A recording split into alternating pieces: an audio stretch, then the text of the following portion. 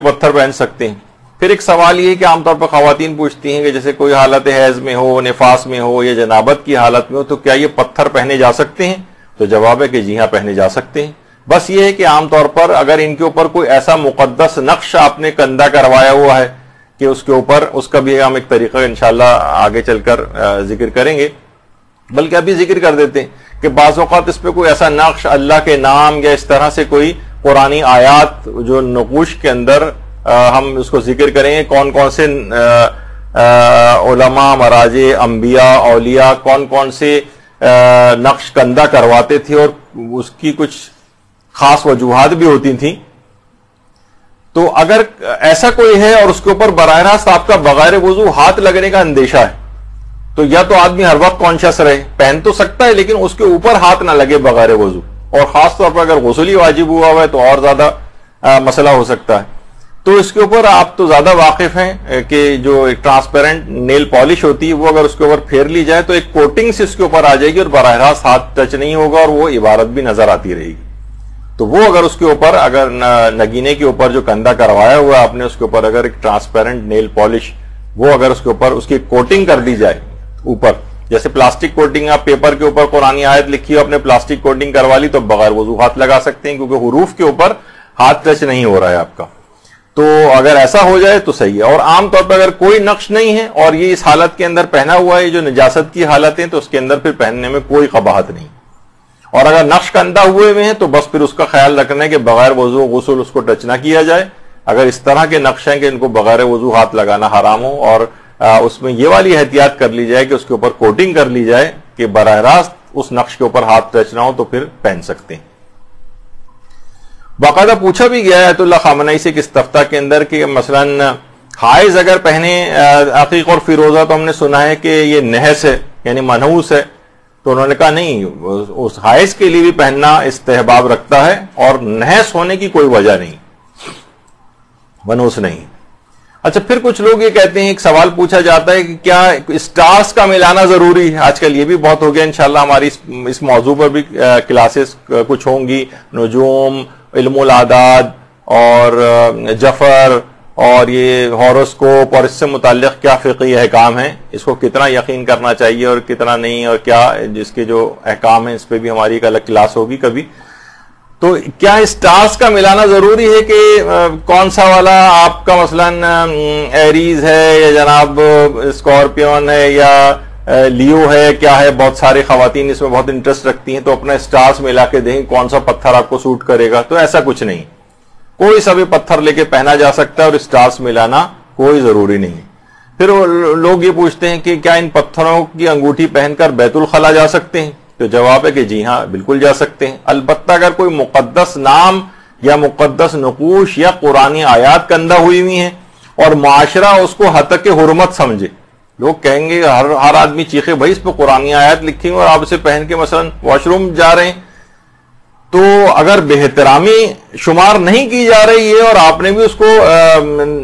کسی بھی قسم کی نجاست سے بچایا ہوا ہے, لگنے سے پوری احتیاط کی ہوئی ہے, تو پہن کر جا سکتے ہیں. لیکن اگر لوگ اسے حد کی حرمت سمجھیں اور بے احترامی شمار کریں تو پھر افضل یہی ہے کہ اس کو ترک کیا جائے, چاہے آپ اس کو بچا بھی کیوں نہ رہے ہوں نجاست سے اور اس کی بے احترامی سے, لیکن لوگ اسے معیوب سمجھ رہے ہیں تو پھر افضل یہی ہے کہ اس کو ترک کریں اور نہ پہن کے جائیں. اور آیت اللہ خامنئی نے تو باقاعدہ اس کے متعلق یہ بات لکھی ہے کہ بے احترامی کے آثار وضع ہوتے ہیں, یعنی ہو سکتا ہے کہ بعض اوقات یعنی لوگوں کی نہیں, ویسے آپ نے تو کوئی بے احترامی نہیں کی لیکن لوگ اسے بے احترامی سمجھ رہے ہیں کہ یہ والی انگوٹھی جس پہ اس طرح کے مقدس نقش ہیں, تو فرماتے ہیں اس کے آثار وضع ہوں گے اور یعنی اس کے اثرات بھی کم ہو جاتے ہیں. اور آخرت کے لحاظ سے تو کچھ نہیں ہے, لیکن جو فوائد آپ کو ملنے تھے, جو برکتیں آپ کو ملنی تھی, وہ آپ سے وہ برکتیں سلب ہو سکتی ہیں یا ان کی تاثیر کم ہونے لگتی ہے جو چیز آپ نے پہنی ہوئی. اچھا بہت سے لوگ یہ بھی کہتے ہیں کہ بھئی اگر ہم باتھ روم جا رہے ہیں تو دائیں ہاتھ سے نکال کر بائیں ہاتھ میں پہنی ہوئی ہوتی ہے انہوں نے, تو اگر بائیں ہاتھ میں پہنی ہوئی اور باتھ روم میں استنجا بائیں ہاتھ سے اگر کیا جاتا ہے تو آپ بائیں سے اس کو اتار لینا چاہیے اس وقت, یا تو دائیں ہاتھ میں اس کو پہن لیں. بہرحال کسی بھی طریقے سے اس کو بے احترامی سے بچائیں. پھر ایک مسئلہ ایک اور پیش آتا ہے کہ کیا یہ عقیق ہے، فیروزہ ہے، در نجف ہے، یاقوت وغیرہ کی جو انگوٹھی ہے، کیا اس پر سجدہ کیا جا سکتا ہے؟ تو آیت اللہ سیستانی اور آیت اللہ خوئی کے نزدیک تو عقیق پہ، فیروزہ پہ، یہ جتنے بھی پریشس سٹونز وغیرہ ہیں، احجار کریمہ، ان سب کے اوپر سجدہ جائز ہے۔ اور آیت اللہ خامنئی البتہ وہ منع کرتے ہیں، اور امام خمینی بھی اس کو منع کرتے تھے، یعنی ان کے مقلدین، ان دو مجتہدین کے، وہ اس کے اوپر سجدہ نہ کریں۔ لیکن اس کا عام طور پہ لوگ کہاں سجدہ کرتے؟ ہاں، ابھی آگے چل کر اس کا تذکرہ کرتا ہوں۔ خاص طور پر اس کی اہمیت ہوتی ہے مدینے میں۔ اچھا، مدینے میں بھی آپ دیکھیں، وہاں جو ایریا باہر کا ہے اور مسجد کے اندر کا بھی حصہ ہے، شاذ و نادر ہی کوئی جگہ ایسی ملتی ہے جہاں ذرا سی بھی زمین نظر آ رہی ہوتی ہے۔ عام طور پر تمام شیعہ وہاں ایک لائن سی بنا کر کھڑے ہو جاتے ہیں۔ ہر آدمی دیکھتا ہے کہ بھئی یہ کیا ہے، یہ سب ہاتھ کھول کے نماز پڑھ رہے ہیں، اور بالکل اس کنارے پر جا کر پڑھ رہے ہیں جہاں پر وہ ماربل کا فرش لگا ہوا ہے جس پہ سجدہ ویسے ہی جائز ہے، اور جو بیچ میں ہوتا ہے۔ لیکن یہاں پر آیت اللہ خامنئی فرماتے ہیں کہ مسجد نبوی کے اندر کارپیٹ کے اوپر بھی سجدہ کر سکتے ہیں۔ تو ان کے مقلدین تو کارپیٹ پہ سجدہ کر لیتے ہیں، لیکن آیت اللہ سیستانی ہیں یا آیت اللہ خوئی وغیرہ کے مقلدین وہ کیونکہ منع کرتے ہیں اس کو، تو وہاں پر اس کی اہمیت تھوڑی زیادہ ہو جاتی ہے۔ وہاں پر یہ کہ اچھا، اگر الگ سے کوئی آپ سجدہ گاہ وغیرہ ساتھ لے جائیں تو وہاں ایک تو اس کی بہترامی ہوتی ہے، بعض اوقات وہ اس کی بہترامی کرتے ہیں، اس کو چھین کر لے جاتے ہیں۔ تو ہاتھ میں عام طور پر عقیق وغیرہ کی انگوٹھی ہوتی ہے، تو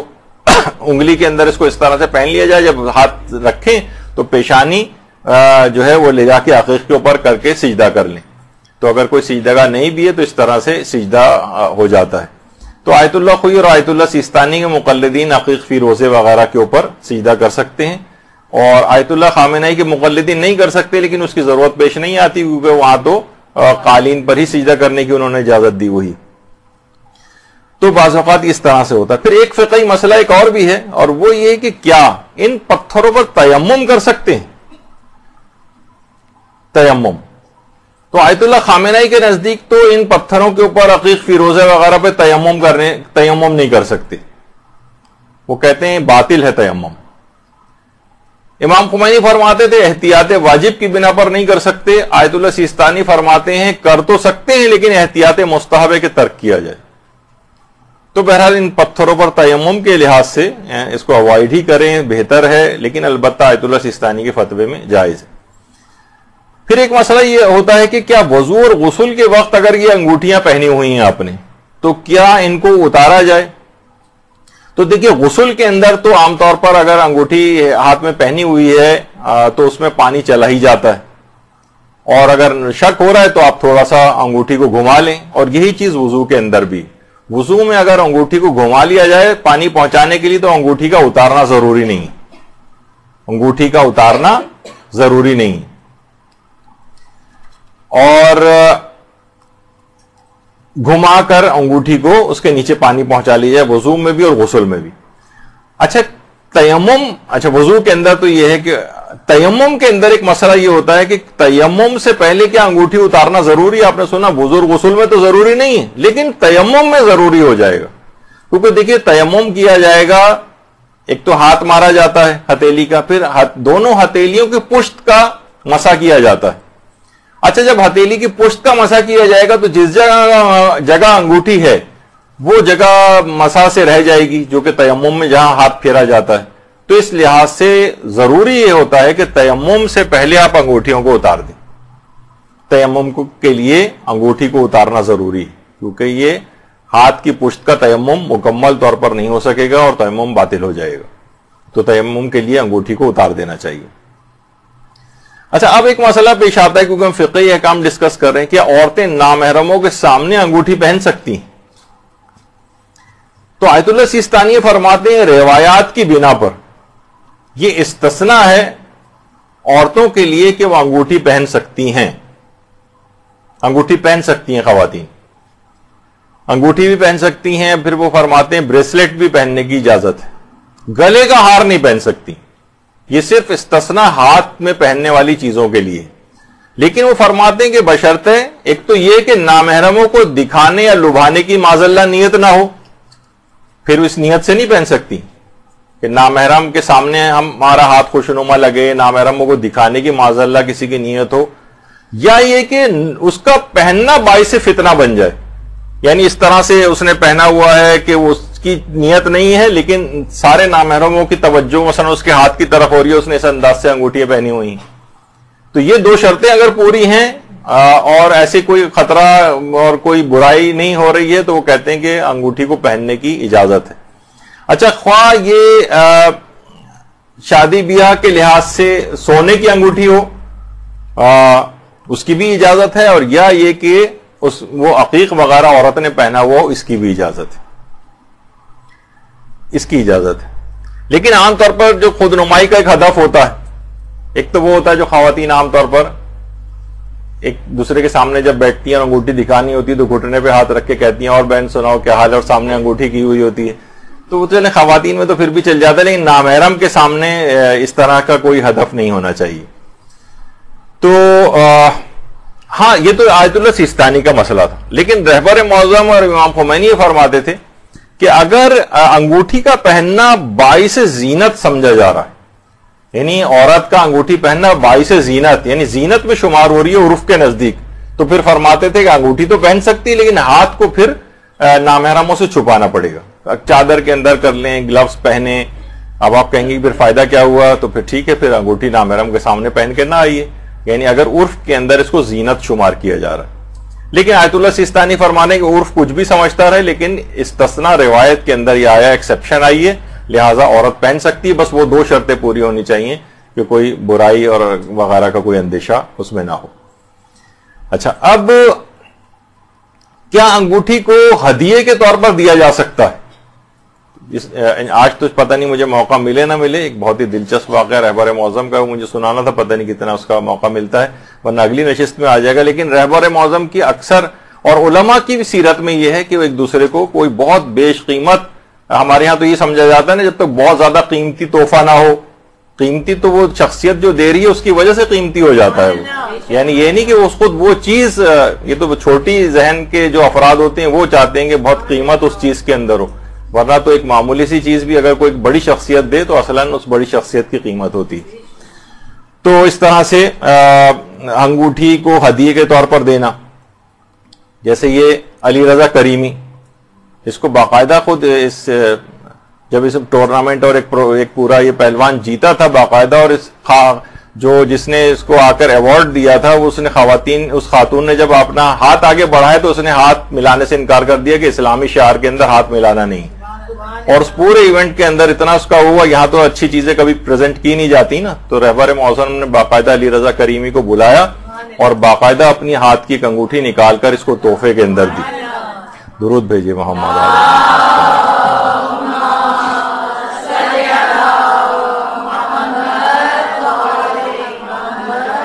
اچھا، یہ اور بھی ہیں، یہ عام طور پر جو شہداء کے خانوادے آتے ہیں، وہ بچے آتے ہیں، رہبر معظم ان کو گفٹ میں جو ہے انگوٹھی دیتے ہیں، چھوٹے بچوں کو دیتے ہیں، اور جو خواتین بچیاں آتی ہیں ان کو عام طور پر ان کی طرف سے تحفے کے طور پر یہ چیزیں دی جاتی ہیں.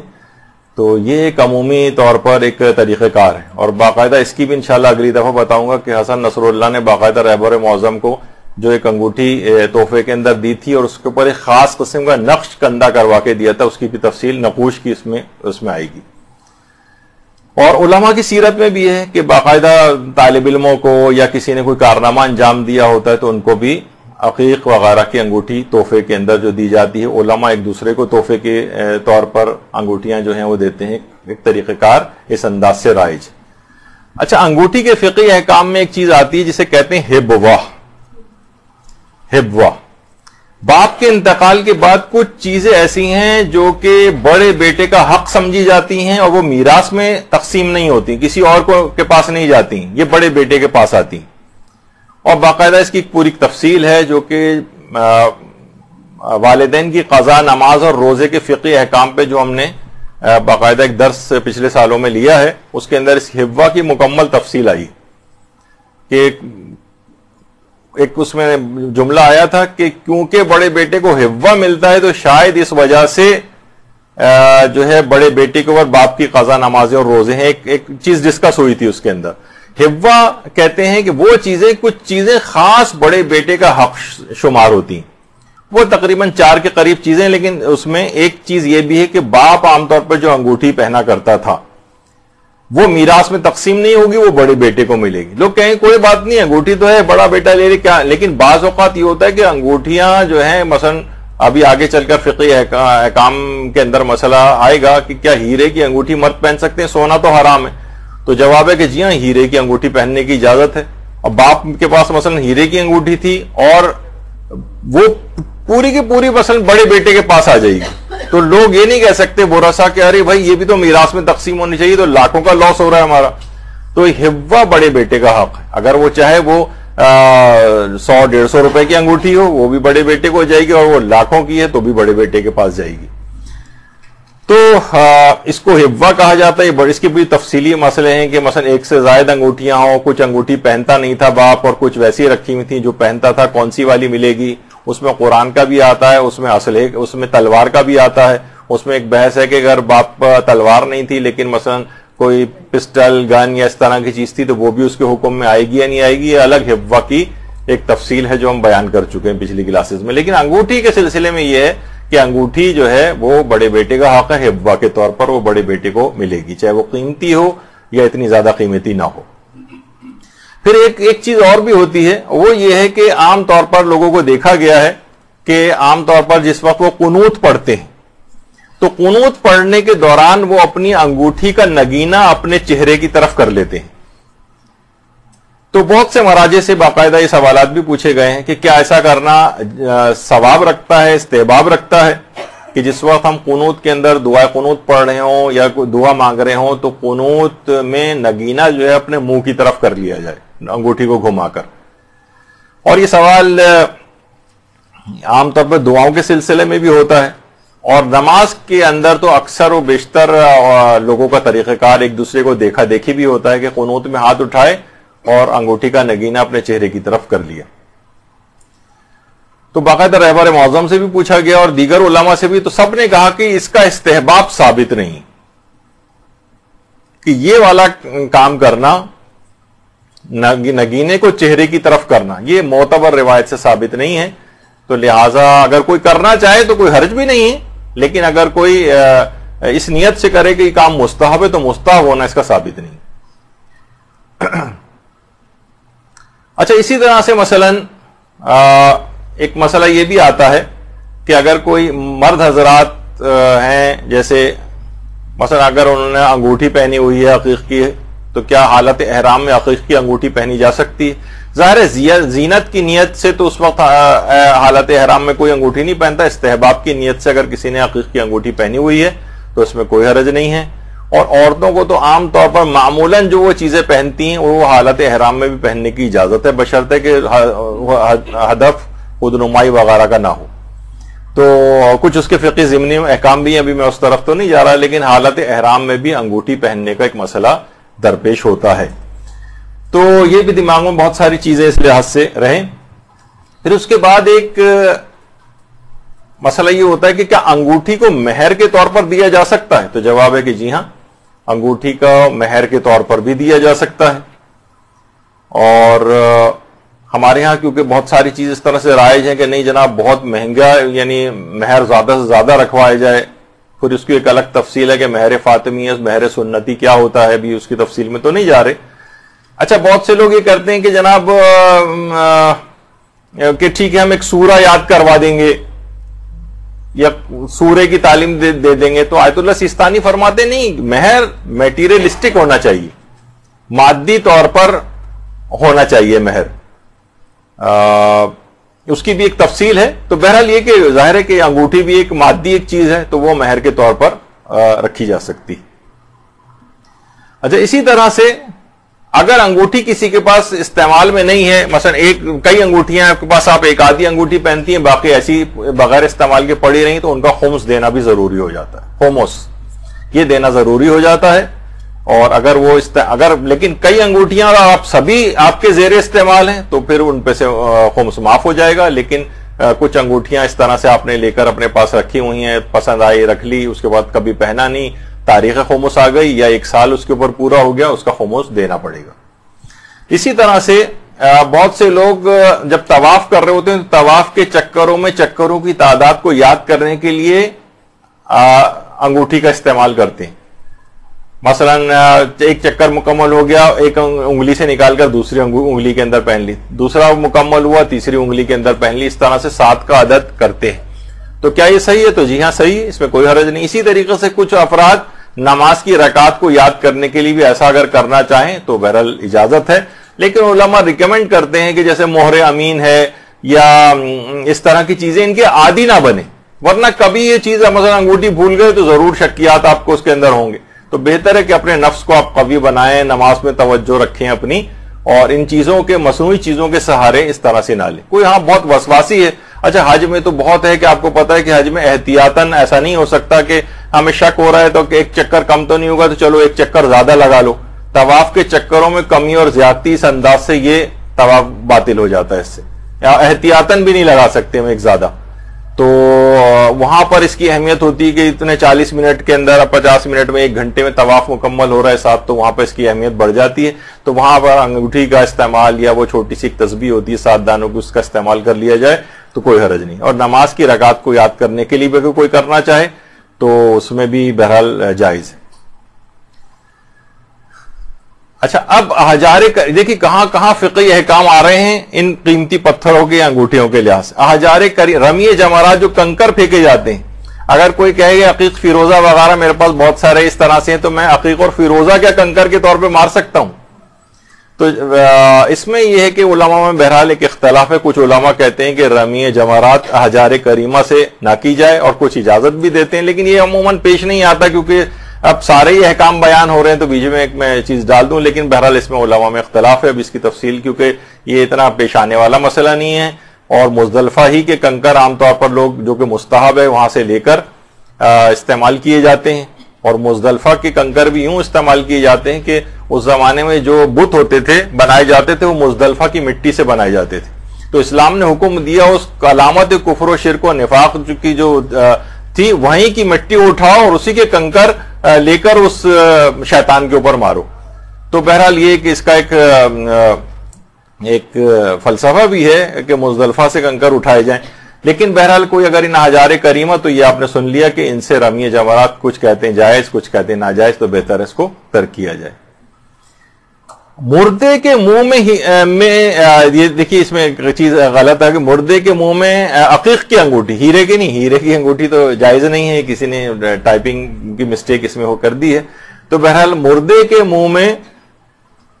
بہت سے لوگ دیکھیے اس کا مذاق اڑانے لگے. یہ کیا کہ مردے کے منہ میں جو ہے انگوٹھی رکھ دی ہے، اور باقاعدہ ایک تو ہمارے پاس آیا بھی تھا کیس کہ کسی مردے کے منہ میں اس طرح سے رکھوا دی گئی تھی، تو وہ نانی یا دادی نے باقاعدہ نکلوا دی کہ حلق میں پھنس جائے گی اس کے مردے کے، تو اسے نکال دی جائے.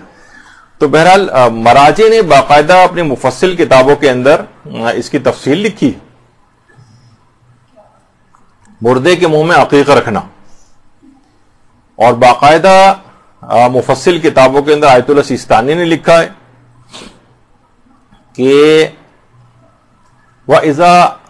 كُتِبَ عَلَى فَصِّ الْخَاتِمِ الْعَقِيقِ الشَّهَادَتَانِ وَأَسْمَاءُ الْأَئِمَّةِ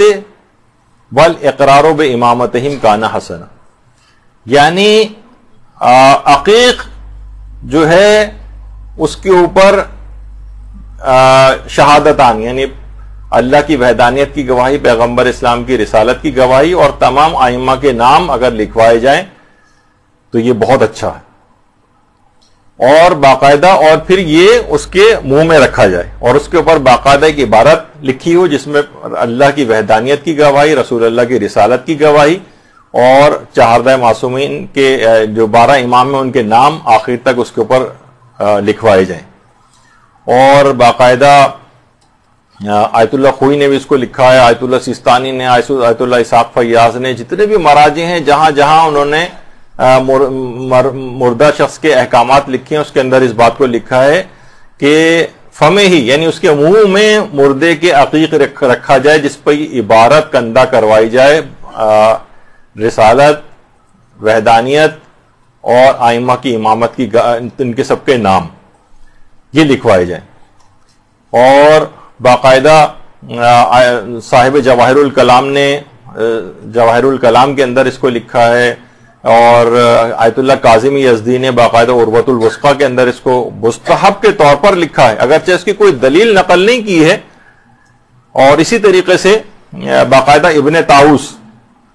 طاؤس نے لکھا ہے کہ ہمارے جد برام ابن ابی فراس، انہوں نے باقاعدہ اس کی وصیت کی تھی کہ میرے منہ میں، جن کی تنبیہ الخواطر و نزہۃ النوادر کے نام سے کتاب بھی ہے، انہوں نے باقاعدہ لکھا ہے کہ میرے منہ میں معصومین کے نام ایک تحقیق کے اوپر کندہ کروا کر میرے مرنے کے بعد میرے منہ میں رکھا جائے۔ اس کے بعد سے لے کر آج تک تمام علماء کرام یہ والی وصیت کرتے رہے، اور بعض فقہا کا یہ بھی کہنا ہے کہ منہ میں عقیق رکھنے کی جو وصیت ہے یہ پیغمبر اسلام نے حضرت ابو ذر غفاری کو کی تھی۔ یہ باقاعدہ یہ البتہ اس کا کوئی بہت زیادہ معتبر حوالہ تو نہیں ہے، موجودہ فقہا کو کوئی معتبر حوالہ نہیں ملا ہے، اور البتہ اس کا اشارہ محقق حلی نے اپنی کتاب المعتبر کے اندر جو ہے وہ لکھا ہے کہ پیغمبر اسلام نے وصیت ابو ذر کو کی تھی۔ علماء کہتے ہیں بہرحال محقق حلی اتنی جلالت علمی رکھتے تھے اور اتنے بلند مقام پہ فائز تھے کہ جو کسی سے پوشیدہ نہیں ہے ان کی یہ علمی چیز، یہ علمی حال، تو بہرحال اس میں قصد ورود نہ کریں، یعنی یہ نہ سوچیں کہ یہ باقاعدہ اللہ کی طرف سے حکم دیا گیا ہے لیکن اس کو اگر مردے کے منہ میں رکھا جائے تو بہت اچھا ہے۔ اور باقاعدہ جو ہمارا مدرسے کا ایک کفن بیگ جو مدرسے نے ایک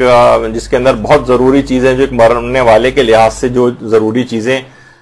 ہو سکتی ہیں، ایک بیگ بنایا ہے، اس کے اندر بھی اس عقیق کو رکھا، اور اس باقاعدہ عقیق کے اوپر پروردگار کی وحدانیت، رسول کی رسالت اور تمام ائمہ کے نام کندہ کروا کر یہاں پر رکھے گئے۔ تو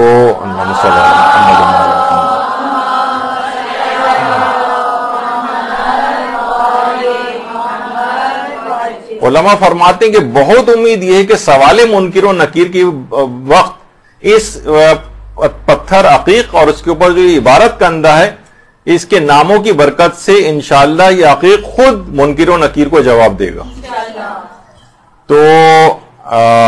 دیکھیے بہرحال سوال و جواب سے تو ہر شخص گھبراتا ہے نا، عدالت کے اندر اگر کوئی بے گناہ شخص بھی ہے تو عدالت کے کٹہرے میں کھڑا ہونے سے وہ ضرور گھبراتا ہے۔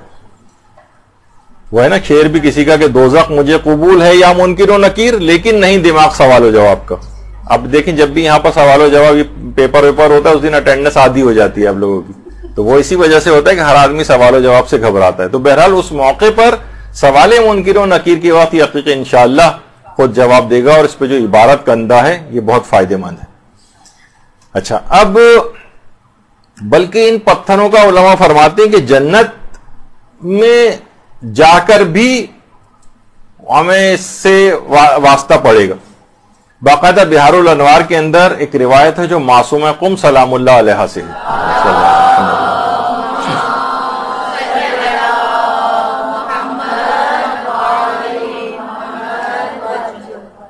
کہ باقاعدہ اسناد کے ساتھ جو روایت ہے معصومہ کی کہ شہزادی فاطمہ الزہرا سلام اللہ علیہ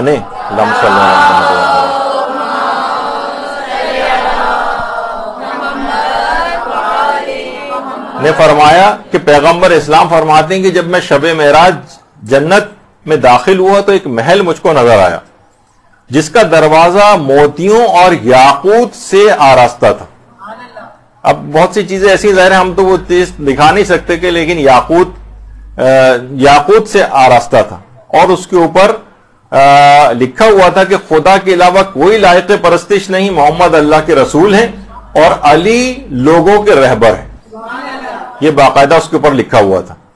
اور اس دروازے کے اوپر ایک پردہ پڑا ہوا تھا، پیغمبر فرماتے ہیں، اور اس پردے کے اوپر یہ بات لکھی ہوئی تھی مبارک ہو علی کے شیعوں جیسا کون ہے۔ تو باقاعدہ روایات کے اندر اس طرح سے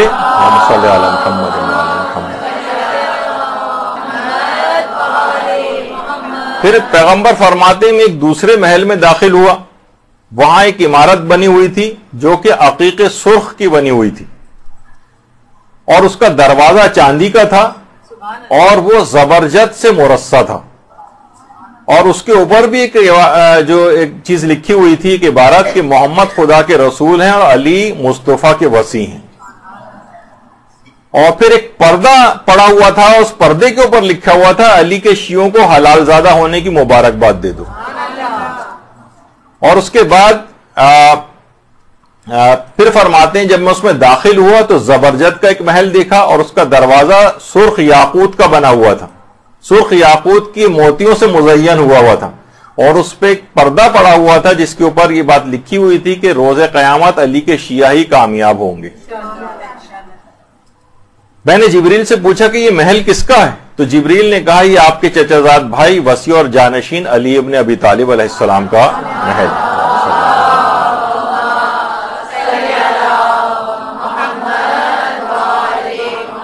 تو ان پتھروں کا آپ نے دیکھا کہ ان کا تذکرہ جنت کے محل بھی یاقوت, عقیق, زبرجد اور بھی بہت سے اور جو روایات جو آج پیش نہیں کر سکا, تو وہاں پر بھی ان سے واسطہ اس دنیا کے اندر بھی رہے گا اور آخرت میں بھی رہے گا. اور کہتے ہیں روایات اور یہ ملتا ہے کتابوں کے اندر کہ تقریباً 4000 سال سے رائج ہے یہ عقیق وغیرہ کا پہننا, اور یہ تقریباً تمام اقوام کے اندر یہ مقدس اور بابرکت سمجھا جاتا ہے. حتیٰ کہ وہابی حضرات جو ہیں جو کہ ویسے ان تمام چیزوں کا انکار کرتے ہیں, ان کو بھی یہ بات بہت پسند ہے یہ والے پتھر جو ہیں.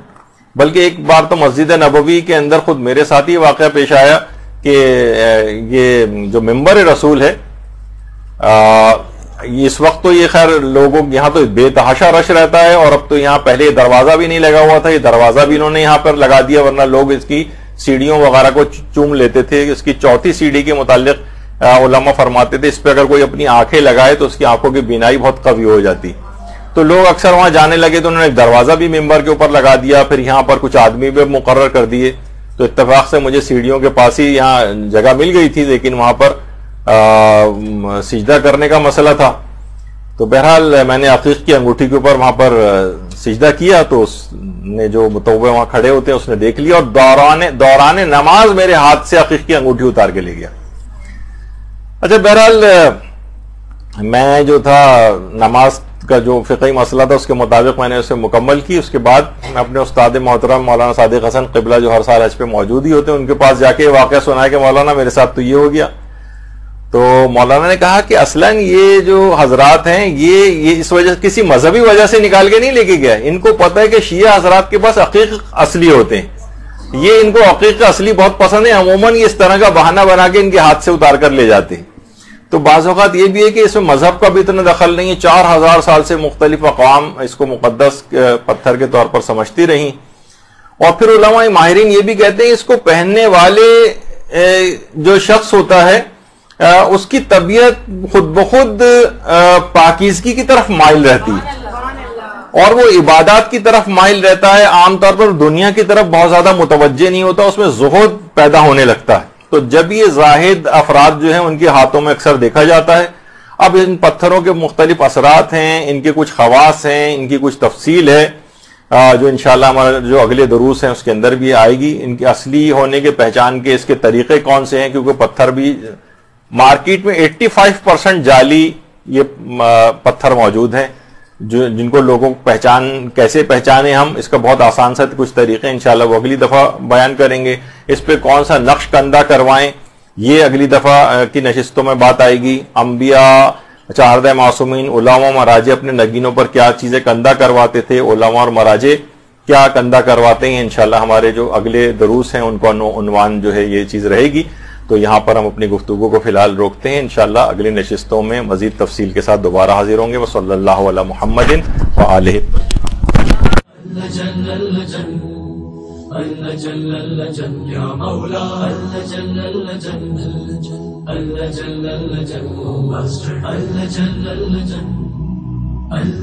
يا صاحب السماء